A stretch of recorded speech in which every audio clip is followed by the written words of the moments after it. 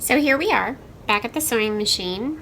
Forgive my ratty t-shirt today. This is Saturday, and I'm at home and enjoying the day so far and ready to start sewing these rows together. So get your iron all hot and ready to go, because as we sew each row together, we're going to step over and iron the seams of each row. And so I have my stack of blocks here that we just stacked up, and I'm going to set those to the side here, and I'm going to begin with row number 1, and that's what you'll see sitting right here. Okay, so my needle is actually in my needle down position. I have my 1/4 inch seam guide tape here, like what I've shown you before. Like I said, there's so many different seam guides out there that you can use. My favorite is still just to use washi tape or painter's tape, and that keeps me going on a straight line. So you want to do your very best here to sew, just like you did when you were assembling your blocks, to sew your blocks together with a good 1/4 inch seam. Now, again, I pin rarely, but I want you to know that it's okay to pin. So if I take my first block off the stack. This is my first block in the row. This is block number 2 that would go next to it. Put it next to it, flip it over, right sides together. I'm gonna line that up. Make sure my corners are in a nice spot and edge. If you want to pin, I would suggest putting a pin the seam, and maybe putting a pin where you can feel that seam underneath. So you would see that if you really want to go ahead and pin, then I would pin where each of these seams is. Okay, and that's going to keep those seams flat. I don't always pin, so you will not always see me pinning. I can hold the pieces together. I'm going to put that under my machine, and again, we're going to do some chain piecing on this row. Okay, the presser foot is down, and I'm going to do my 1/4 inch seam. Again, my machine can sew right over pins. Not every machine can do that. So if your machine, you're not sure, or if your machine can't handle that, then you sew right up to it, pull your pin out, and then you keep sewing. Sew off the end. So that's my first 2 blocks in the row, this first row, sewn together. Isn't that great? No seams to have to match there. That's going to be really fun. So that's blocks 1 and 2 in your row. This is number 3. I'm going to lay it in front of me. This is number 4, keeping things lined up. I'm going to take it, put it next to it, flip it right sides together, line it up, pin if you want to. Notice I'm not going to pin this time. And if you're not pinning, then I just make a point to, once I get going, to make sure I'm holding that seam, especially if you can't see the seam underneath, that it's going, you can check it and make sure it's going the right direction, and just kind of hold it in place. Again, this seam, kind of hold that down a little bit.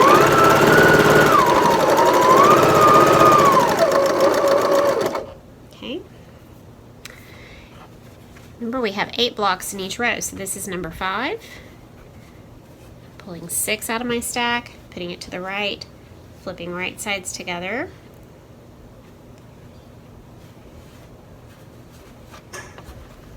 Lining it up the best I can. Putting it under my presser foot, continuing to sew. I'm going to hold that seam now. And I can tell by the sound of my machine that I think my bobbin is about to run out.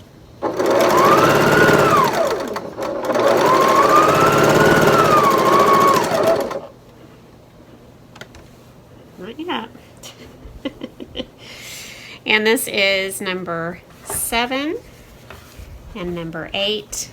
Flip over, lay it on top, line it up really nicely. You can use just your fingertips. A lot of times your fingertips are good for kind of edging you know, moving your fabric around a little bit. Underneath it goes.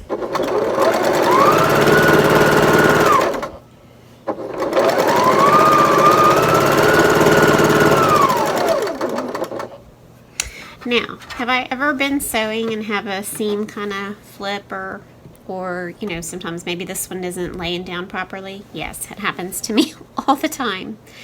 And if it's a real problem, I will rip that little spot and just kind of redo it. But most of the time, I don't worry about it. All right, so here is where we're going to be careful again. You're going to take your needle up, take up your presser foot, trim your thread. Okay, now you've got all your cute little blocks laying just so. Okay, I'm going to flip them over. So remember, this is 7 and 8.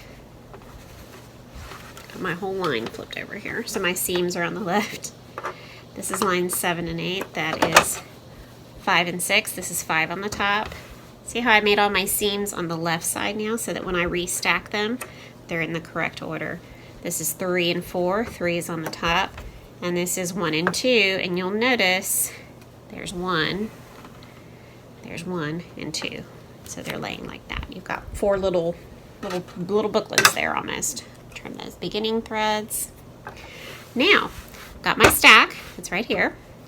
I'm going to take the first set. So this is 1 and 2. I'm going to open it up and lay it down. I'm going to move my stack over to the side here because it's getting a little big. So there's 1 and 2. I'm going to take off 3 and 4. Check to make sure, okay, yep, that's the right placement. Flip it right sides together. Line it up. Press our foot down, needle down.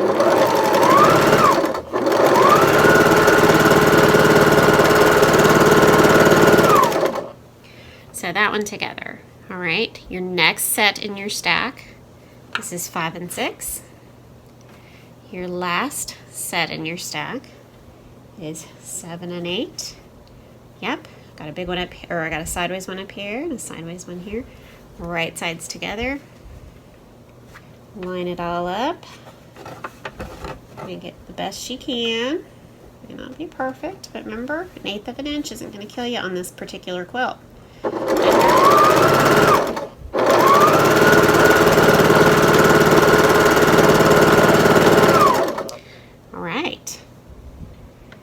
Press your foot up, needle up, trim your thread, just like we did before. Kind of flip your line of chain pieced blocks so that the seam is here on your left side now. Okay. Right. Trim the little snip. I'm going to trim my thread up at the top. Okay. What do we have here? Now I have this is 5, 6, 7, and 8. This is 1, 2, 3, and 4. So, I'm going to pull it this way. Again, open it up. What do you see? This is 1, 2, 3, and 4. And then open up. This is number 5. So that's where we're going to be joining it together. Right sides together. Line it up.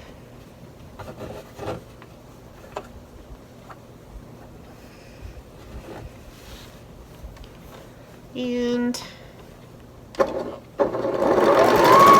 this is our last seam on this first row. Hold those seams down.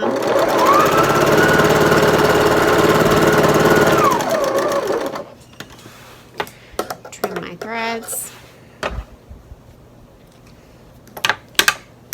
You just sew together row number 1. There it is.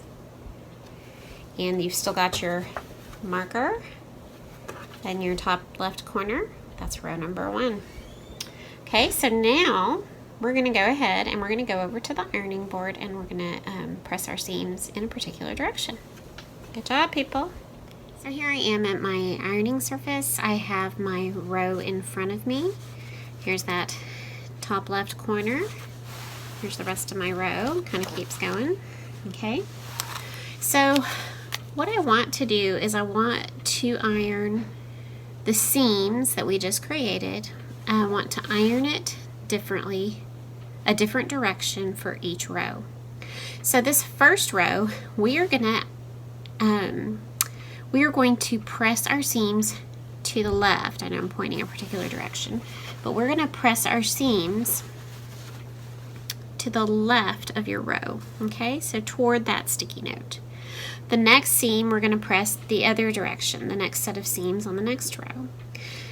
Then we're going to go back to pressing toward the sticky note. So for this, I'm going to flip over my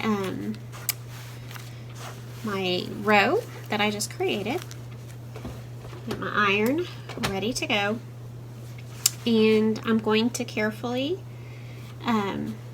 go to each seam. And you'll see as I have my iron down a little bit, I'm going to be pulling just a hair. And I'm going to press that seam. And I'm going to move along and I'm going to press the next seam. I'm pressing the seam that we created toward the left of the row, toward that sticky note.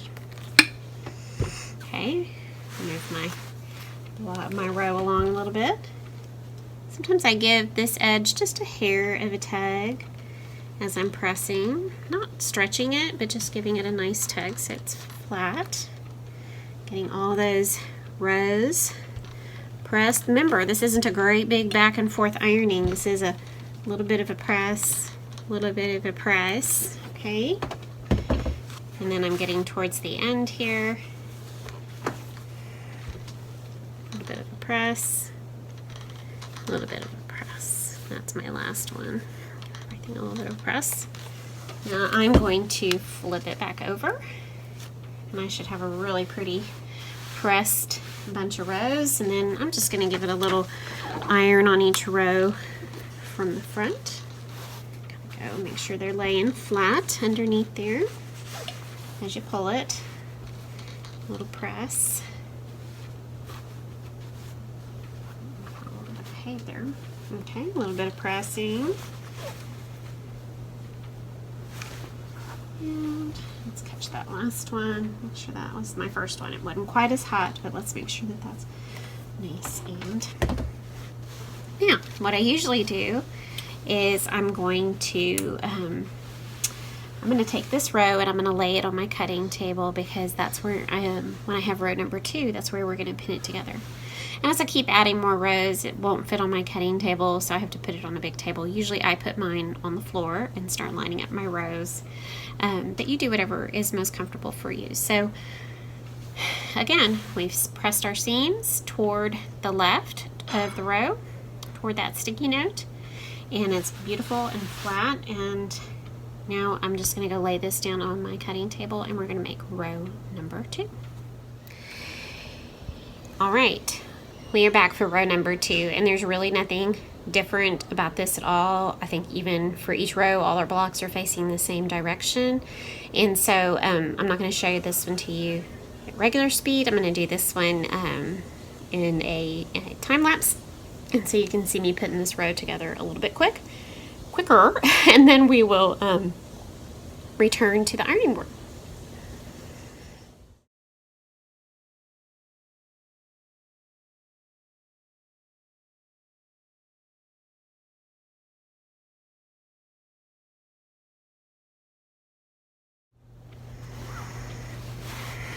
All right, you did great. We are back at the ironing table here. You put together row number 2. There it is. There's your sticker, or your sticky note with number 2 in your top left-hand corner of that row. And so I have my row in front of me. And remember that we pressed toward the sticky note last time. On this even row, we're going to press our seams in the opposite direction. So what I do is I now flip my row so that the right side is on my left. There's that sticky note over here, upside down. And this just helps me. I can iron in the same direction. I don't have to go a direction other than what's natural for me, but I'm still ironing or pressing my seams in on the opposite direction from the first row. You can see maybe I give it a little tug, give it a little hot iron. Okay, now I'm just going to turn it back over. All your seams should be going this way toward the end that doesn't have the sticky note on it. And like we did before, I'm just going to make sure that those are all nice and pressed flat from the top side as well before we go and sew a rose together. I'm so excited. This is coming together so quickly. So much fun. Okay, last one. All right. Let's head on over to my cutting table. Okay, here we are at my cutting table. It's kind of hard view here, but you can see this is row number 1 and row number 2 that we just put together. Remember, row number 1 seams should be facing toward the sticky note. Row number 2 seams are facing toward the right of the, or pressed toward the right. Because what's going to happen now is that as you match up these seams right here of each block, so this is the 8th block of each row, as you match up these seams right here, they're going to nest. So these seams are going in opposite directions. I can't point. Seams are going in opposite direction, and those seams are going to nest and just lay together really nicely, and you're not going to have a lot of bulk of seams underneath. So what you're going to do first is grab your pins. Sorry, I had to find mine. And this is row 1 up here. I'm going to take row 2 and grab it from the bottom, and I'm going to flip it right sides together on top of row number 1. And I'm going to start lining up those edges. Now, again, they are not going to all be perfect.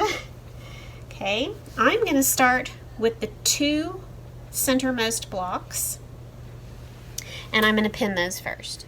Let's give you another angle here. So these are the 2, this is blocks 4 and 5 on each row, and if you look, you've got seams going different directions, and we are going to start pinning these seams.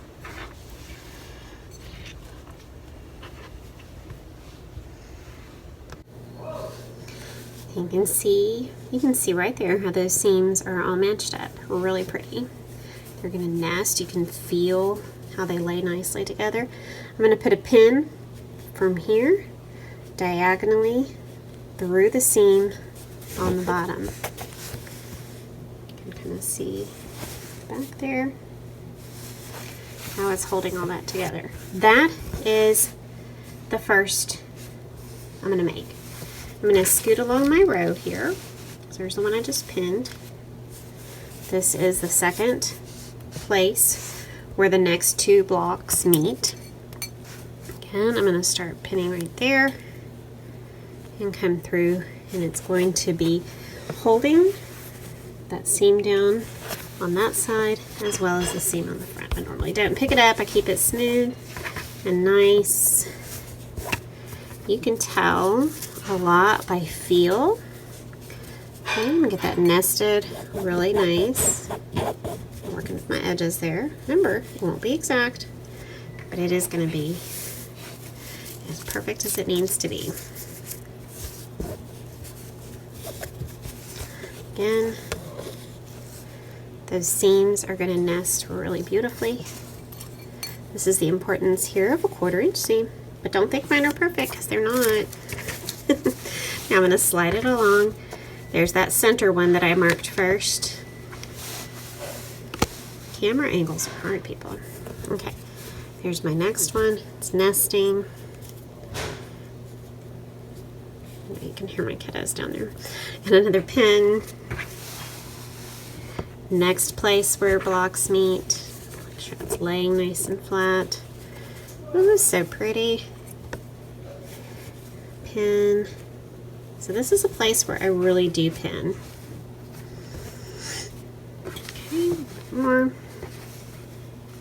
This this is my last point, and sometimes I want to pull my fabrics just a little bit, feel that seam nest, and there you go. Now this right here is going to be the place where you're starting your seam.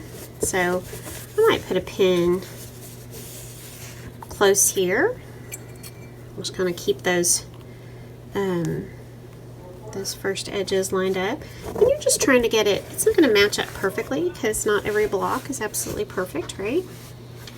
But I might give a pin here, anywhere where you feel like there might be a seam that you want to make sure, like here, there's a seam underneath, right? You see that?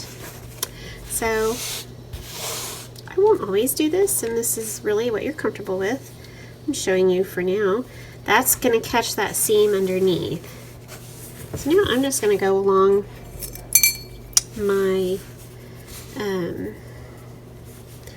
all the way back along my seam edge, and kind of fuss with my little edges a bit. And this one's lining up really beautifully. You should see some of mine in the past. Okay, give it a pin. Keep going.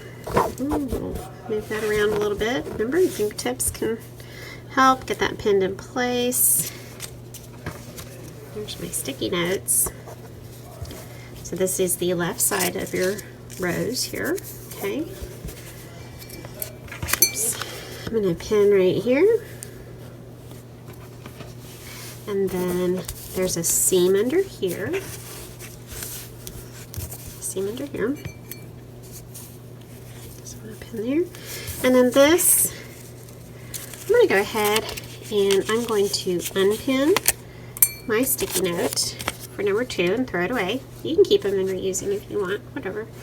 You can see that number 1 is still here, and I'm going to leave number 1 in that top left-hand corner the entire time, because I know now, even if the other rows aren't labeled as I add them, I know that this is the top left corner of my quilt. So I'm going to leave it.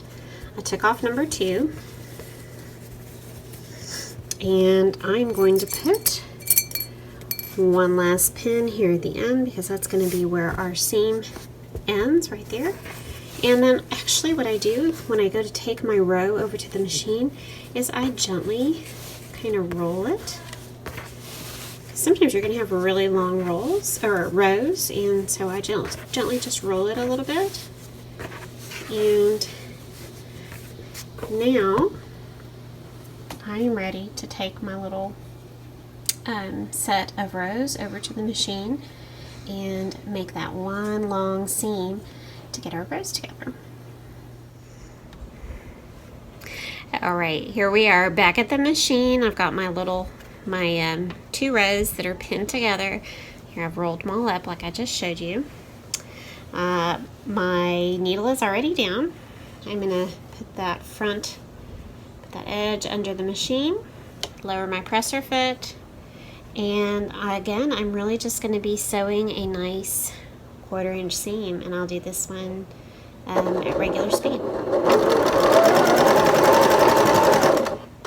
Okay, again, like I said, if your machine cannot go over the pins, mine can. You're going to sew right up to the pin, pull it out, make sure you still got it lined up the way you want, and keep sewing. Make sure that little seam gets under your presser foot. You go slow. If you need to, you can lift your presser foot just a little bit. Pull your pin out. And know that you're getting to another seam here, just making sure everything's laying flat. I'm not going to pull my pins out here, you know, if you need to. Coming up on another seam, make sure it goes under correctly. Another seam. Some of it is just taking it a little slower, maybe because you know you want to get these little seams that are go in different directions. You want to get those under your machine nice and flat.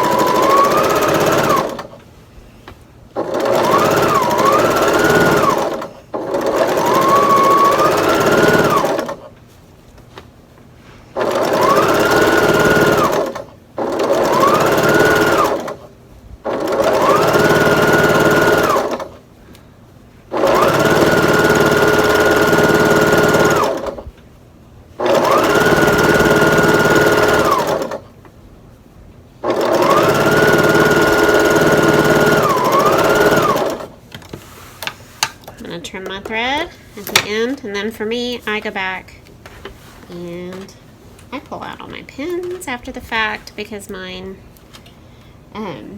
here's our, my favorite thing, magnetic pin bowls.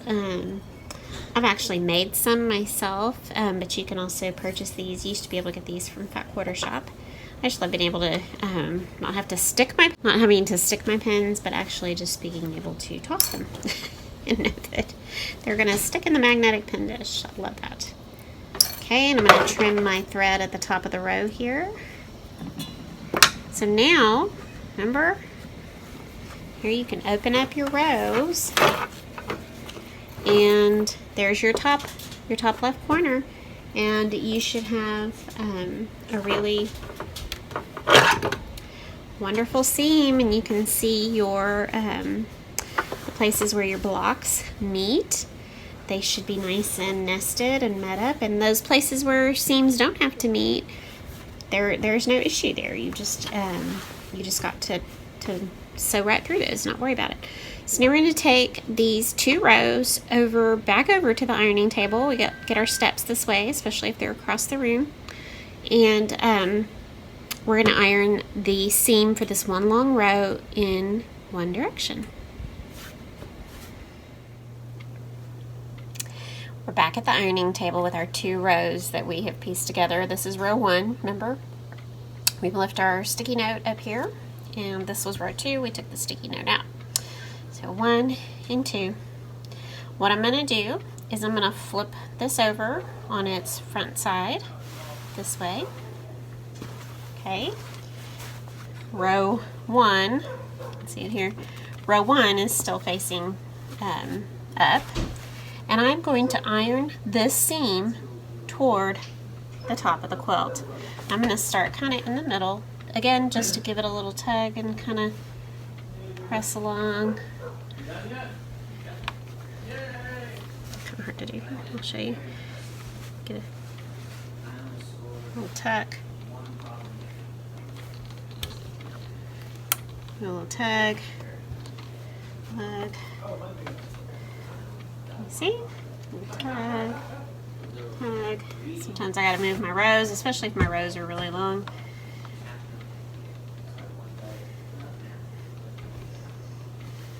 I'm pulling with my left hand, ironing with my right hand. Again, come back here toward the end, pulling with my left a little bit, making sure I don't mess up any of my other seams. Okay, so I've ironed up towards the top of the quilt. I'm going to flip this back over, and we're going to do like we did when we were ironing our rows, and I'm just going to iron or press towards the top along that seam and make it nice and flat, ironing that seam toward the top of the quilt. And then I'm going to take this one, and it's small enough that I can put it back on my cutting table. I am going to create 2 more rows. I'm going to create rows 3 and 4, and I'm going to sew those 2 together just like I did. And then we'll come back and we will attach rows 3 and 4 to rows 1 and 2. So we're going to put this on the cutting table. We're going to make row 3. We're going to make row 4. We're going to sew 3 and 4 together, and then we're going to add those to rows 1 and 2 that we've already sewed together. Alright, I'm back, and you should have just sewn together rows 3 and 4. This may look a whole lot like 1 and 2 where I just left you, but this is rows 3 and 4. And it looks similar because they are similar. You should have sewn 3 and 4 together just the way you did 1 and 2. Row 3's seams should have been ironed toward the left. Row 4's seams should have been ironed toward the right. And then I sewed the 2 together, and I pressed that seam toward the top of the quilt. So what I'm going to do now is I'm going to take this over to my cutting table where rows 1 and 2 are, and we're going to flip this, pin, and sew these 2 sections together. Okay, so here I am. Here's rows 3 and 4. I have 1 and 2. My my top left corner. So I'm going to take rows 3 and 4. My sticky note is on the top left. I am going to flip it over, and my sticky note should be here. I am going to line up those seams again. I'm going to press or put together, I'm going to pin the first where those center blocks meet, where blocks 4 and 5 meet. And I'm going to continue pinning this way and pinning that way. Let's look at it from another direction. Okay, so here we are again. You can see I have laying face up rows 1 and 2. I have flipped over, that's upside down. 3 and 4, it is on top, right sides together of rows 1 and 2, and I'm going to pin all along this edge here. We're going to roll it up and take it over to the sewing machine.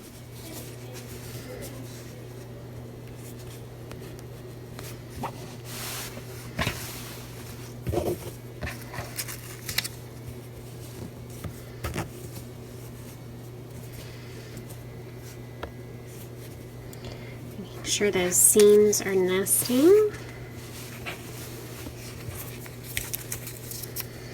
And then pinning in some places in between.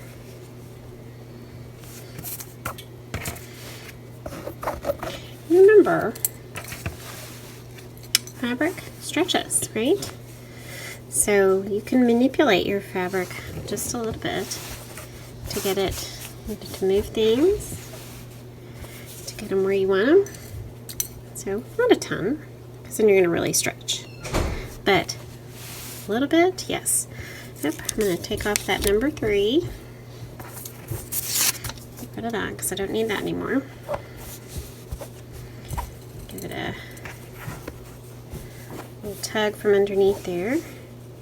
Pin at that seam. Give it a pin here at the end. And I'm going to check along my seam. I think I got it all pinned up. Maybe drop one more pin here at the very beginning. And now we're ready to sew these rows together. Wow, it is so beautiful. I am loving this. You can see now rows 1, 2, 3, and 4 are all sewn together and pressed. It's a little too big now for me to lay it on my cutting table to show you, so I have it laid out here on the floor again. And so we have pressed rows 1 and 3. We press those block seams toward the left. Rows 2 and 4, we press those block seams toward the right. And actually for this one, I'm ironing all my long row seams that are running this direction.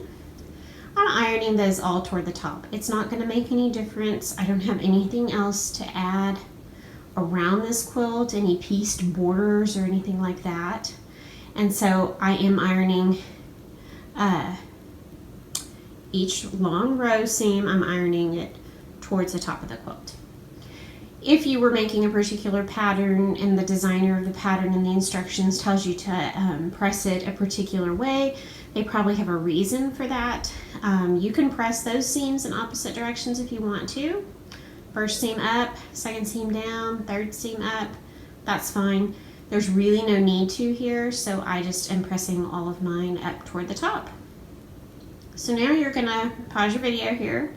You're gonna go back. You're gonna make rows 5, 6. You're gonna put 5 and 6 together, and then our next step is gonna be to go ahead and add 5 and 6 to 1 through 4. We're back, and I have sewn together rows 5 and 6 down there at the bottom. I sewed 5 together just like I did 1 and 3, and I sewed row 6, that last row, together just like I did 2 and 4, and pressed them in the seams in the same direction. And so now you can see I've still got up in the upper left-hand corner, I've got my sticky note that says number 1 on it. So that's my top left-hand corner. And I'm getting ready to sew this last section onto the bottom. So we are going to flip up that last section, right sides together, right sides together. I'm going to pin along that seam here at the bottom. And I'm going to stitch that last seam, and I'm going to press that seam towards the top of the quilt, and then we're going to have a finished quilt top, so I'll be right back.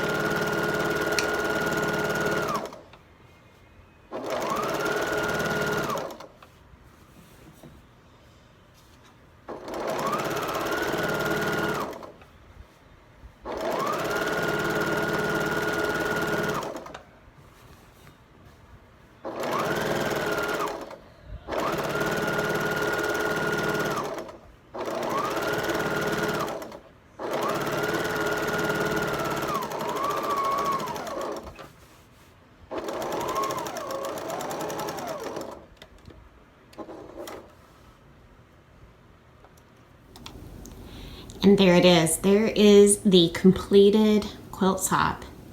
We did it. We put together a whole quilt top, and it is beautiful. And I'm so excited. I can't wait to have this quilt finished and in my home to enjoy.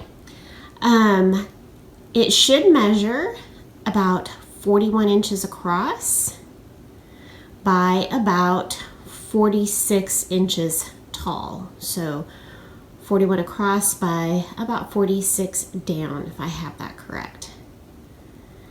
I can't wait to see all of your quilt tops. It's just looking beautiful. Great job. You did it. You're done. You completed this quilt top. We sewed all our blocks together into rows. We sewed all our rows together into this beautiful completed quilt top. So while I'm waiting for my quilt to be quilted, I usually fold it up with right sides together with the inside in. So my seams facing out. That's my iron. I feel like it maybe just if there was a stray mark or something happened, it would kind of protect the inside of the quilt. So our next step in video 4 is going to be to prepare our backing, to layer our backing, our batting, and our quilt top together. We're going to pin baste it together, and then we're going to have a lesson in free motion quilting. And so that'll be a lot of fun, and I'm really looking forward to that. I'm looking forward to having this quilt completed in my home to use and enjoy. I love how it's turned out. I hope you've had a wonderful time. So in preparation for the next step of our quilt making, you're going to need to purchase batting and your backing fabric. So for there's different backing calculators online. I use one, I think it's from Quilter's Paradise. I'll put a link down below. And you put in the measurements of the quilt and how much overage you want, which is about, for me, about 3 inches on each edge. That my backing or batting is going to be larger than my quilt top. And so by my calculation, if you've made your quilt the same size as I have, then you're going to need about 3 yards of backing fabric. And I would use some of my leftover, I think I have them right here.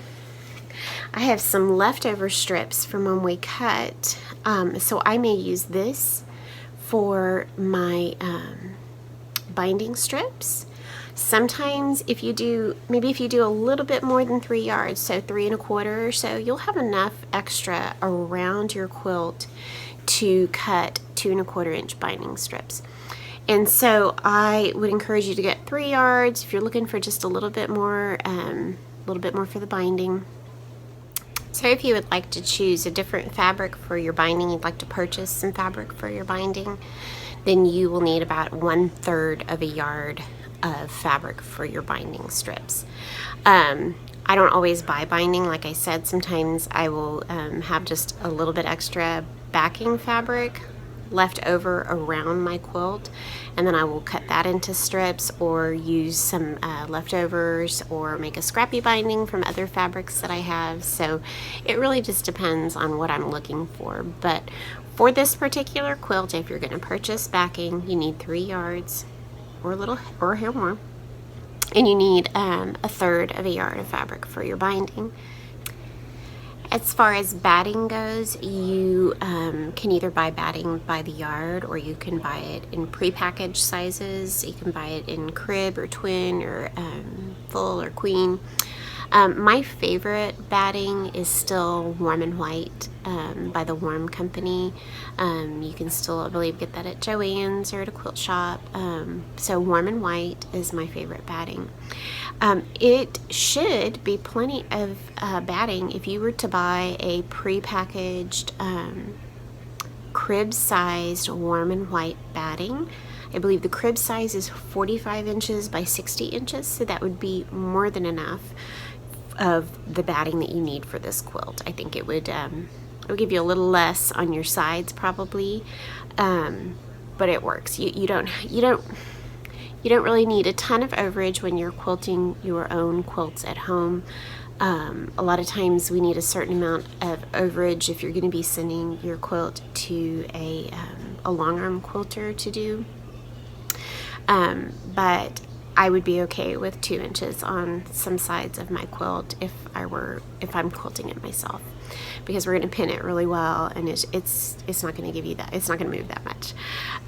So I think you could definitely do this particular quilt with a package of crib size batting, or if you prefer to buy, say, a Warm and White by the yard. I know Warm and White on the bolt is 90 inches wide, and so if you didn't want a piece batting, I think if you bought a yard of batting that's 90 inches wide, you're going to have enough if you want to piece your batting.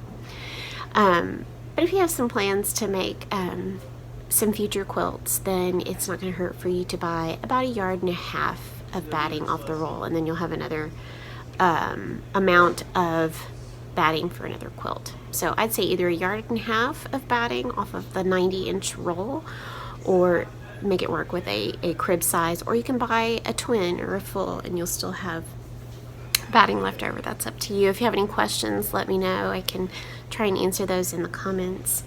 So again, just to recap, about 3 yards of backing. If you're going to buy binding fabric, you're going to need about 1/3 of a yard of binding fabric, and then your batting that we just discussed.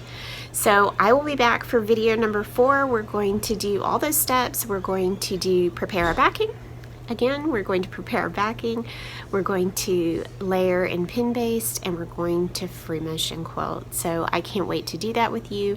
Thank you so much for joining me for this tutorial, for all the crazy camera angles and the back and forth. I hope it was clear. I hope it was understandable. You all are wonderful. Your comments have been lovely, and I'm so thankful for all of you. You are gracious, you are patient, and I hope you are enjoying this quilt along. Don't forget to tag me on Instagram with your progress and use my hashtag quilting with Celeste. And I'd love to see it. It's been really fun to see some of you out there that are making the quilt and see your progress on Instagram. So do join me there and tag me and use the hashtag. So until next time, God bless you. Have a wonderful time putting your quilt top together. And let me know if you have any questions. Bye.